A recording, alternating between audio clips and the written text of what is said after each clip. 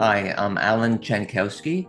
I am 55 years old this month, and I was born in Montreal, Quebec, Canada, and now live in Toronto, Ontario, Canada. I have two children. I have two living parents. I have a beautiful girlfriend, and she has two beautiful kids. I had two types of cancer. And the first time I had cancer was in 1991 when I was 20 years old. And I was diagnosed with um, a cancer called Hodgkin's lymphoma. And that diagnosis occurred 3 years after one of my siblings died in a car accident. So I was very nervous for my family, for my parents, who, you know, may be dealing with another child that they would have to say goodbye to. So I was very concerned when I was first diagnosed with Hodgkin's disease of its impact on my family, and of course that impacted me. So I was very nervous, and I was very secretive about that diagnosis. I didn't share it with my parents immediately. I wanted to first make sure that I actually had cancer and that I had a treatment plan in front of me before I kind of let them into that world with me. But I did eventually let them into my world, and that was a very difficult period for me and for my family, for my friends, and for my extended family. Um, it was very, very difficult. So in 1991, I was only treated with radiotherapy, and that radiotherapy was targeted to my mantle area, upper mantle area, and my head and neck area. And then that was it. And then I was every 3 months doing, blood tests and scans. And then 3 months went to 6 month intervals. And then the 6 month intervals went to 1 year intervals after like 3 years. And then I became 5 years clear of my Hodgkin's disease. And everyone's saying, wow, you reached the 5 year mark. And it's an amazing milestone to reach, and I agreed. It felt good reaching that milestone, but I always knew in my head that you know I don't want to get too ahead of myself and thinking that I beat cancer, because I think once you have cancer, it's kind of always inside of you. Maybe it's dormant, maybe it's alive to a little extent, but I never really wanted to say, "Hey, I, uh, I succeeded over cancer." I resisted ever doing that. Every year, I went to the Princess Margaret Cancer Center to get followed up for my Hodgkin's disease, and everything was fine. Everything was fine. My blood tests were fine. My physical exams were fine. Nothing revealed anything suspicious. However, it was me that found a lump on my right side of my neck in July of 2016.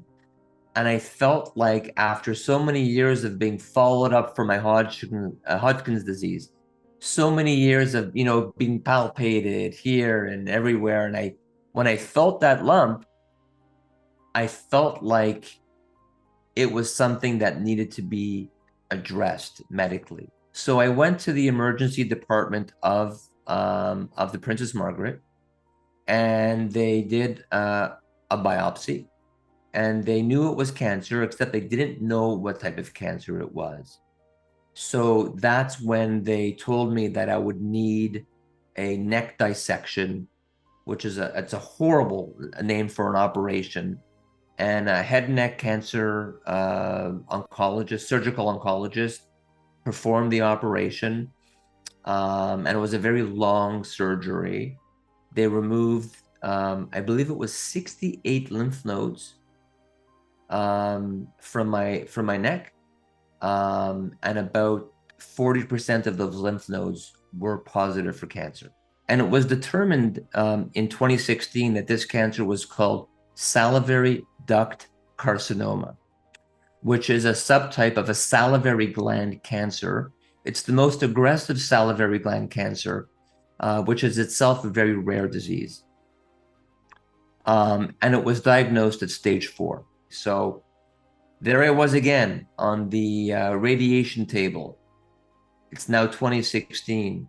The radiation therapy I had in 2016 for my salivary duct carcinoma occurred every day for 1 month, twice a day, once in the morning and once at night. And that's in a very, very aggressive treatment approach for radiation therapy. So it was difficult. It was a difficult therapy, but I did it. After the therapy, I had my CT scans 3 months after that, and it was determined that the cancer had indeed spread to my lungs. So the radiation therapy that they tried to do with curative intent did not result in a curative attempt. It had already migrated to my lung, and I was in a very precarious situation. It was time for me to prepare myself for the inevitable when you have terminal cancer. And as a young man with 2 young kids, 2 living parents who already buried a kid, I was in a position where I needed to either accept my fate and accept the palliative chemotherapy that was offered to me, or try something different.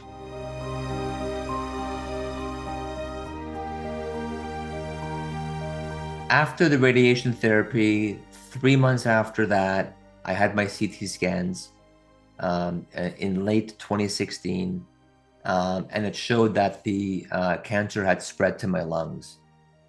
And Cynthia and I realized then that we needed to research this. We needed to find whatever we could that could help us, figure this out.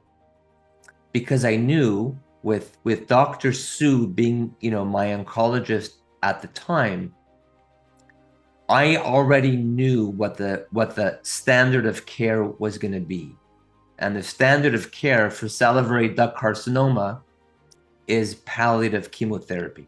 In Allen's case, he had standard of care at that time, which in the late 2016 era, it was really chemotherapy still.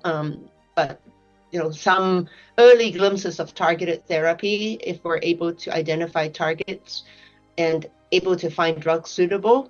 But these options are both discussed and offered to him if it's appropriate. Accepting the palliative chemotherapy is like accepting the kiss of death.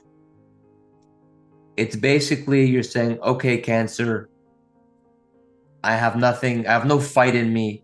Just give me as long as I can have with the palliative chemotherapy, and let's call it a day.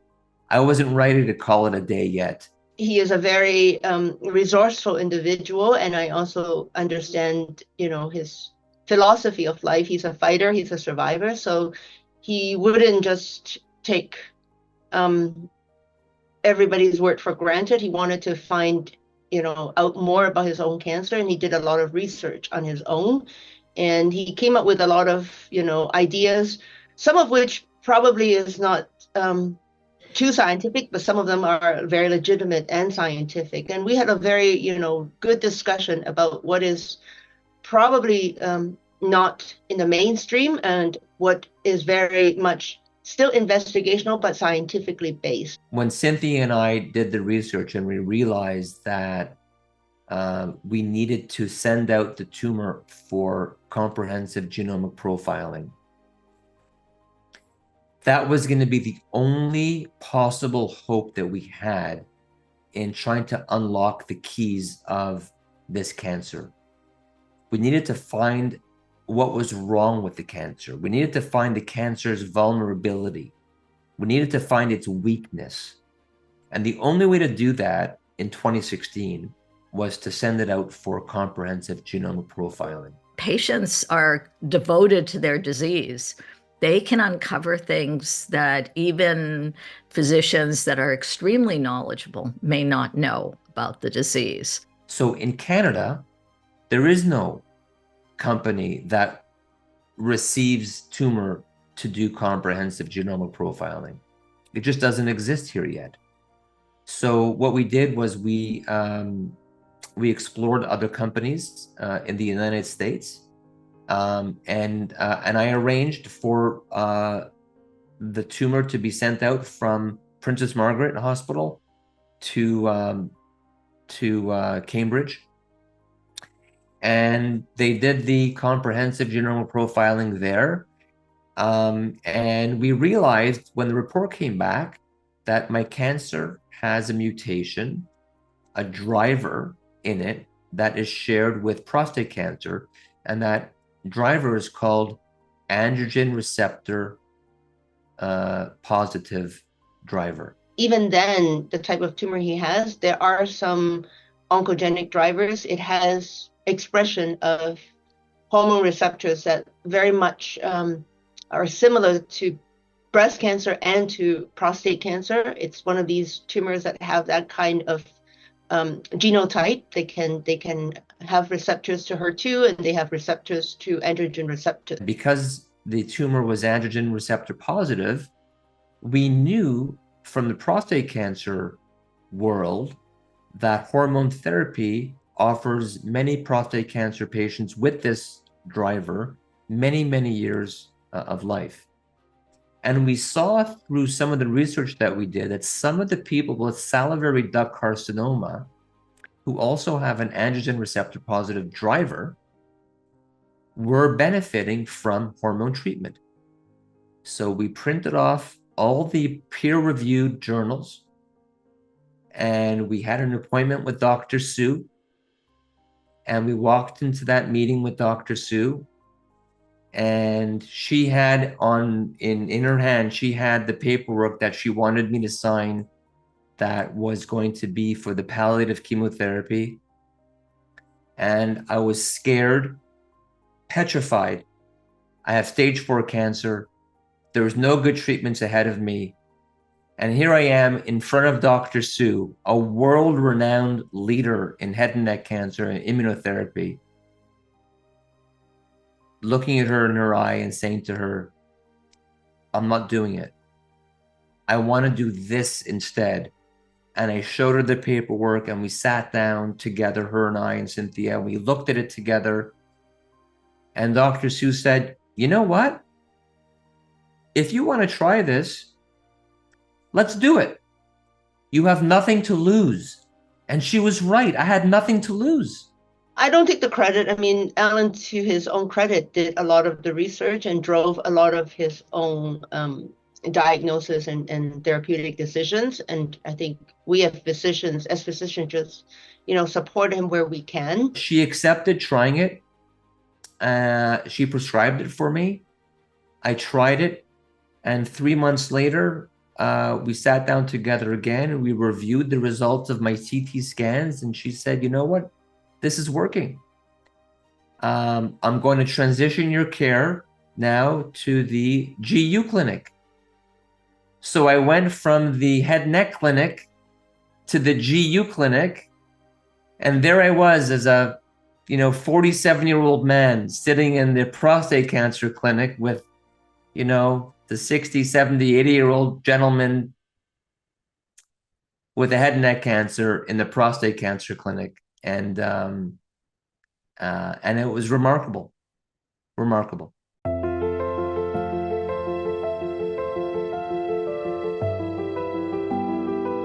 My story and the drive that I have to tell my story involves comprehensive genomic profiling and understanding that cancer is a disease of the genes, that you can't have cancer without having a genetic or genomic aspect to it.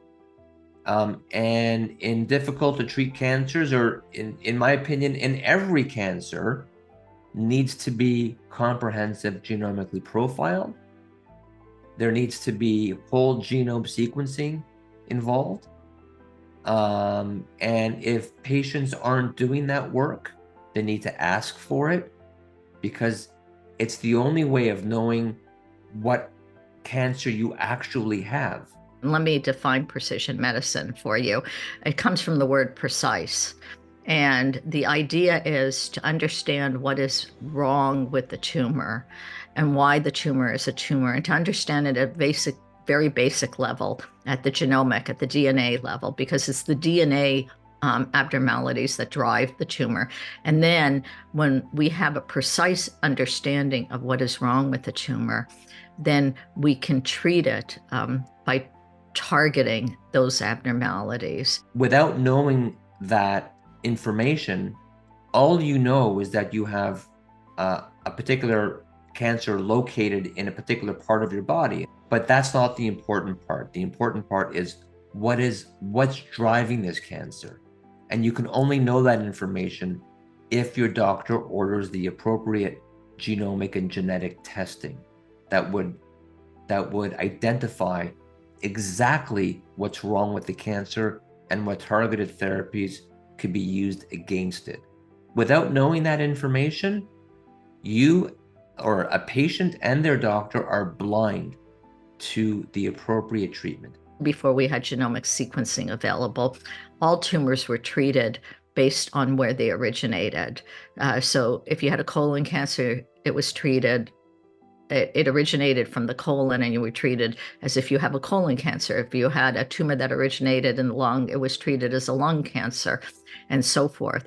But one has to understand, and this still is not a completely accepted view, that saying that a cancer originated from the colon doesn't tell you what is going on in that cancer that made it a cancer. And you could take 100 patients with colon cancer, and each of their tumors are different.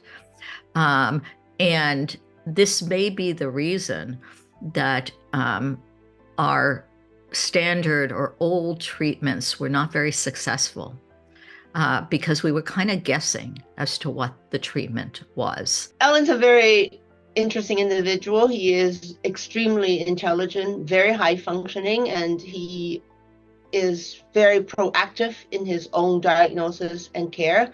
And I think I've learned that in such a situation, the physician can consider that actually a very a fruitful relationship. You can actually work together with your patients. And sometimes it may feel, for some physicians, feel threatened by the fact that the patients are bringing up choices or options that they have not thought of.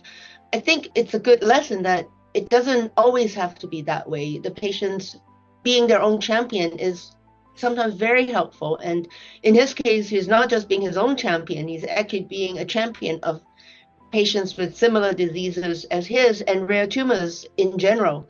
So I think it's a great model, a role model for many individuals, physicians and patients, to understand we can often channel that kind of energy into very positive strengths to make the whole field, as patient advocacy, as survivors, and really make sure that we erase or eradicate any sort of disparity and access issues. So I think I consider this a very positive experience, and you know, thank goodness for individuals like Allen who have that spirit to fight for himself and fight for others. Once I did my research together with Cynthia in terms of what would be my best treatment to outlive the statistics that were just abysmal for this disease. Once we realized that the research that we did was successful, that was probably the most uplifting moment. When I got my results from the CT scans 3 months after trying a targeted treatment, a treatment that Cynthia and I researched. A treatment that my oncologists did not suggest that we do. A hormone-based treatment that my head and neck cancer was being treated as a prostate cancer because of its genetic driver being shared with prostate cancer.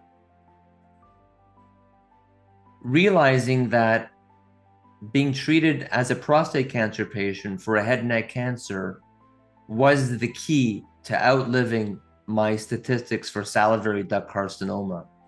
That, to me, after receiving those results of the CT 3 months after trying that treatment, saying that the tumors were shrinking and that the treatment was working, that to me was the most uplifting moment.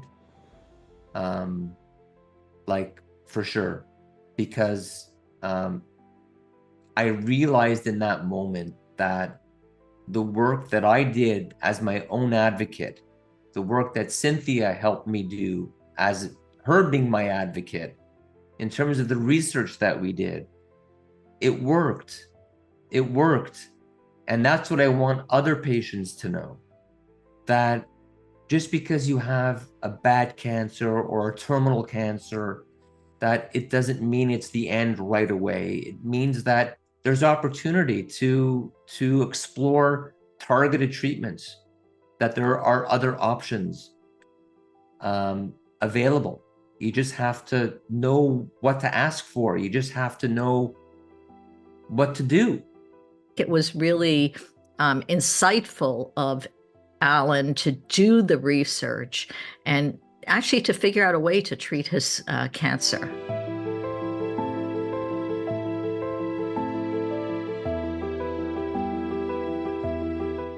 There's a foundation out of Boston called Target Cancer Foundation. And it's all they do is they focus on the rare cancer community, because patients of rare cancers, we are in a very difficult position, because unlike the common cancers like breast and prostate and colon, people with rare cancers don't benefit from the research that is done, like in breast cancer, prostate cancer, colon cancer, the common cancers. And the reason why research isn't done for rare cancers is because pharmaceutical companies, they don't have the incentive to put money behind cancer or a type of cancer that is so rare that the incidence of people needing a therapeutic, it doesn't pay them to research and develop a therapeutic. So Target Cancer Foundation is really the only foundation in the United States, dare I say the world, who focuses on the rare cancer community. And they are doing incredible work in the space. And I've met a number of very prominent researchers and scientists who are in the rare cancer space, who are doing incredible work. And I'm happy to say that rare cancer patients today, they do have options. There are options available where 10 years ago, those options weren't available. So if anyone watching does have a rare cancer, there are options.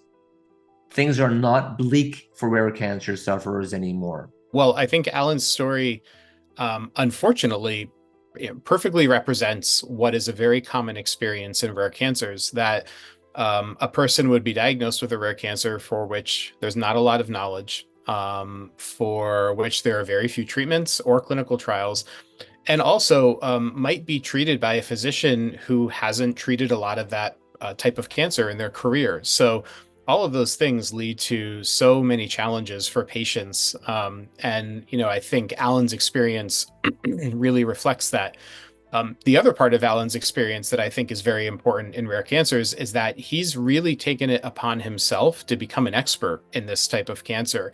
And this is something that we see very often with patients with rare cancers, is that they take on this role themselves of becoming scientific experts, experts on the landscape of treatments and clinical trials, and also experts in their own data in ways that they can even begin to interpret that data or work with it and present it to their doctors themselves in the hope of making sure that they're finding the right treatment. I've always been so impressed by the way that Allen has done that and the impact that it's had on his treatment over the years. Now, with genomic sequencing, the science is evolving very quickly. It's not perfect, but we can understand exactly what is driving the tumor. And then we increasingly have drugs that can precisely, and that's that word again, precise, that goes to precision medicine, target those abnormalities. And while it's not perfect yet, we see much, much better responses, as you might expect, when we're not guessing, but instead we're actually targeting the abnormalities that make that tumor a tumor. Now, I don't want to hype this up and give people false hope, because the science isn't perfect. And that doesn't mean that we can do this for all patients. But some of the things that are amazing are, I have patients that I treated back in 2015, 2016, that had end-stage disease, and we figured out exactly what was wrong with their tumor. And in a couple of these patients, as an example, they had high tumor mutational burden, which we now know predicts response to immunotherapy. Those patients have gone into complete remission, or are still in complete remission years later. This was unimaginable 15 or 20 years ago. So definitely doesn't happen for everybody yet. But we definitely see patients where we can far exceed the expectations if we give them the right treatment for their tumor. If anyone was to get cancer today, I got to tell you that there are so many treatments available. There's so many modalities that are available, but you have to know what type of cancer you have. You have to do comprehensive genomic profiling to get targeted therapy. Every patient with every cancer, but certainly every patient with any rare cancer should have genomic profiling as soon as possible after their diagnosis. What we've seen over the past few years is so much progress in the development of molecularly targeted therapies. And in many cases, these therapies are even approved by the FDA, not for a single indication, but for any type of solid tumor that has this particular mutation. So for a patient with a rare cancer that has no established treatment, by getting biomarker testing done and hopefully identifying actionable mutations, now they may be eligible for these treatments, not necessarily designed for their disease, but designed for the mutation. That opens up a lot of opportunities for patients, and it really allows patients with rare cancers, where it's unlikely a company would develop a drug for such a small rare cancer, to benefit from a drug that already has been developed and FDA approved. So in our TRACK clinical trial, one of the key elements of that trial is that as soon as patients enroll, we help them to get biomarker testing of tissue and blood at no cost. And we use the results of that biomarker testing to power a meeting of our molecular tumor board, who then makes recommendations for treatments based on those reports. So in our mind, and certainly as part of our mission, helping patients access biomarker testing is absolutely critical, and it's something we've tried very hard to do, and really we built the TRACK clinical trial around that idea.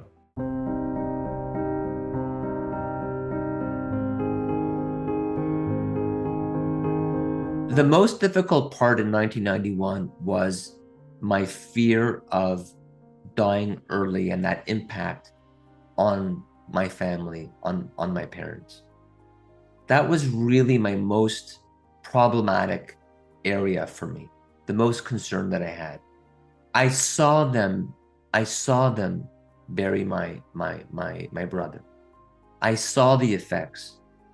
I've seen that movie before. To know that I would be responsible for playing out act number 2 in that movie, very, very difficult on me. Very difficult. So my motivation was to live so that they wouldn't have to suffer that again? When he first started with working with me, his focus was very much on protecting his family, and keeping the details around his cancer hidden from his family, because he wanted to protect them. And he did that really well, so that people really weren't aware of what was happening, and he was holding everything on his own, which increased the level of distress both in himself and in his partner.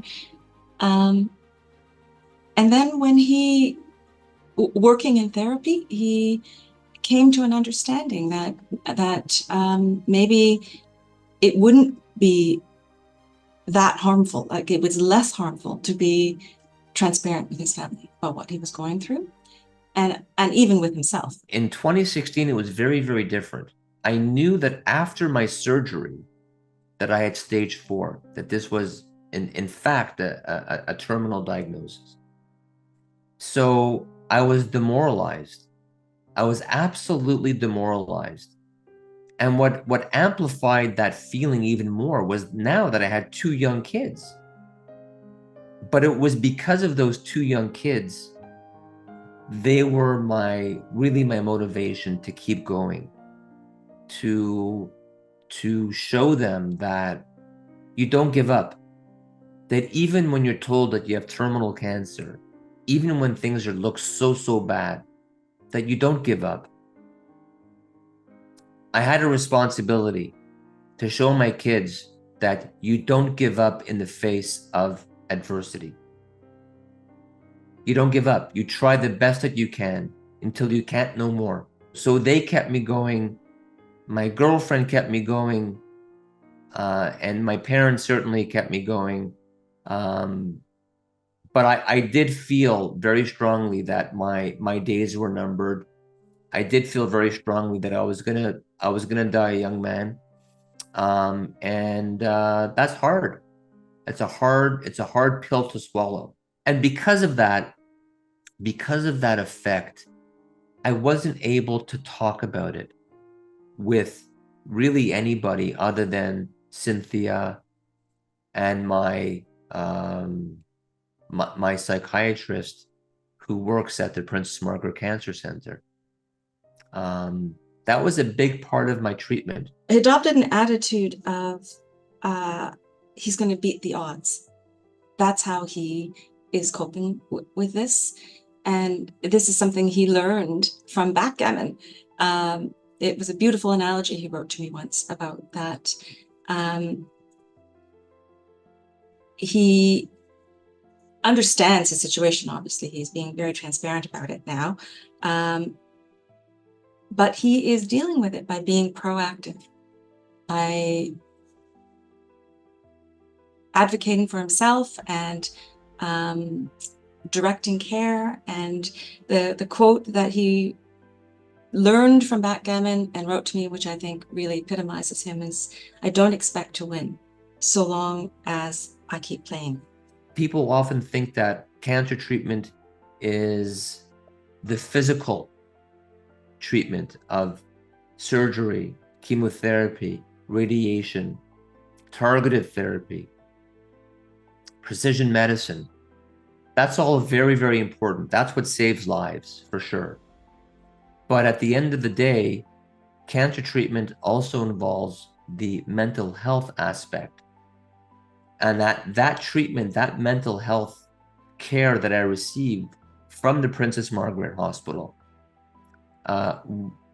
I feel actually saved my life. Often, and I think partly in Allen's case, depression is a side effect of cancer treatment and the various immunotherapies and the stress on your body, and it's a physiological reaction like pain or fatigue, and it needs to be treated if it's there, because actually there's pretty clear evidence that depression is an independent risk factor for reduced survival in cancer. So if 2 people have the same disease at the same disease stage, one has depression, their chances of survival are lower. So it's important to treat. And there are many kinds of effective treatments. I often say the need for mental health support in cancer isn't because you're crazy, it's because you're living with a crazy situation, and everyone with cancer could use some support. It was through that psychological work that allowed me access to skills that I never knew I had access to. It allowed me to write my book, and it allowed me to realize that I need to be more open about this, that it wasn't healthy to be closed, and the mental health impact was a big part of my treatment. Everything he does to extremes and with excellence.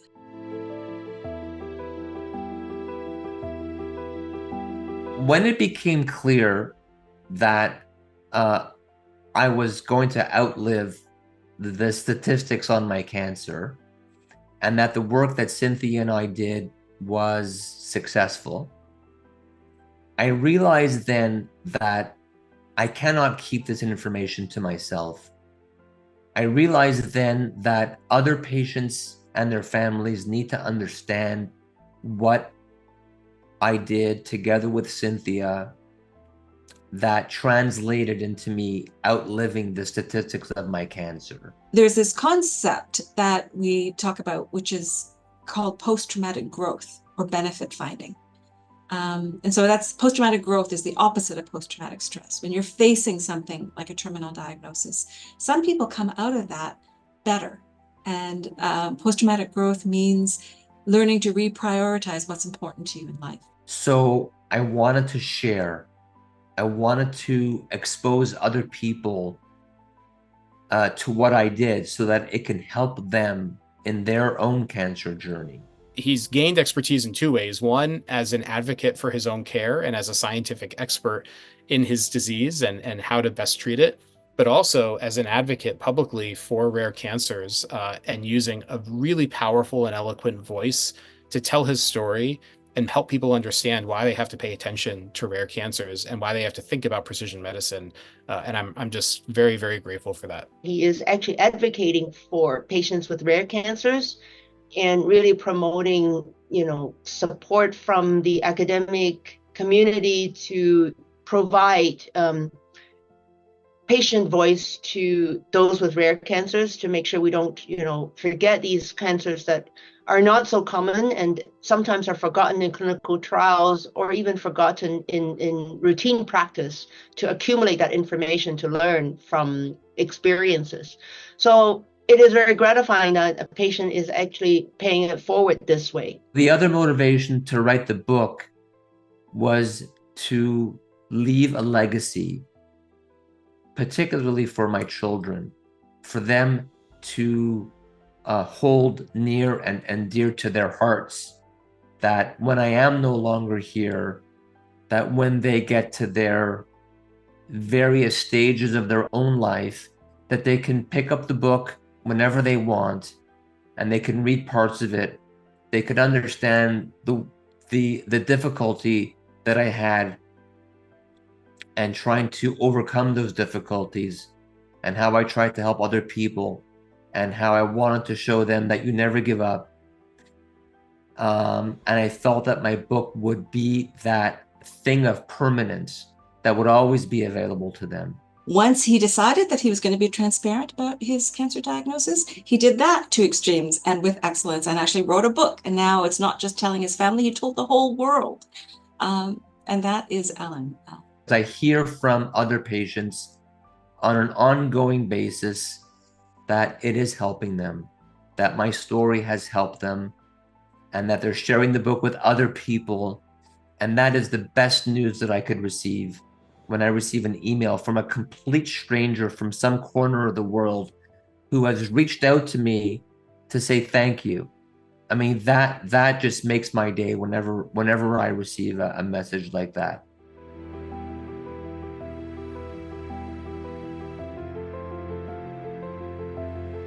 Thankfully, the treatment that I've been on since 2017 is basically, it's a hormone-based treatment. It's an injection that I receive once every 3 months, and it's pills that I take every day. And the treatment is designed to control the cancer by starving it of the hormone androgen that it needs to live. I think Allen is extraordinary. And the reason he's extraordinary is because he's lived many, many years beyond what people would normally live with his type of tumor that is metastatic. And he's done that by thinking about the science and by advocating for himself. I'm able to live my life. Is it perfect? No. Are there side effects from the treatment? Yes. Not pleasant. Not pleasant. But certainly not as bad as the intense side effects of chemotherapy. This is a form of chemotherapy, but it is not as intensive as side effects as chemotherapy is. But it is an everyday treatment, pills every day, injections once every 3 months, and it's keeping me alive.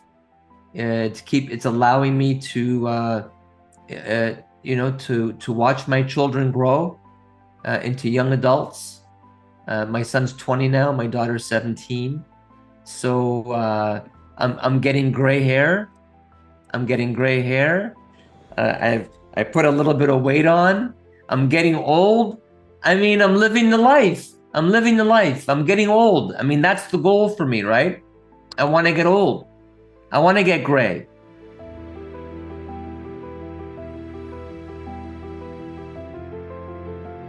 No matter how bad you think your cancer is, there is hope. There is hope.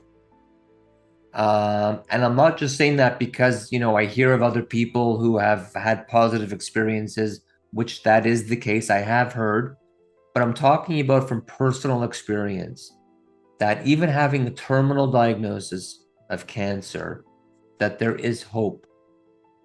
All you have to do is know what the correct things to ask for, what the testing to do, to ask for genomic profiling, for RNA sequencing, and to help identify exactly what type of cancer you have. And once you know that information, then you can find a targeted therapy, even with a terminal diagnosis. There is hope. So please don't be discouraged by a cancer diagnosis. That's the first thing, that I learned. The other thing is that as difficult as it might be, try to be open about talking about your cancer experience. I found that for me, the more open I became, the easier it was for me to walk around, with the burden of having cancer. I found it easier to reintegrate into society, so to speak, being more open about it.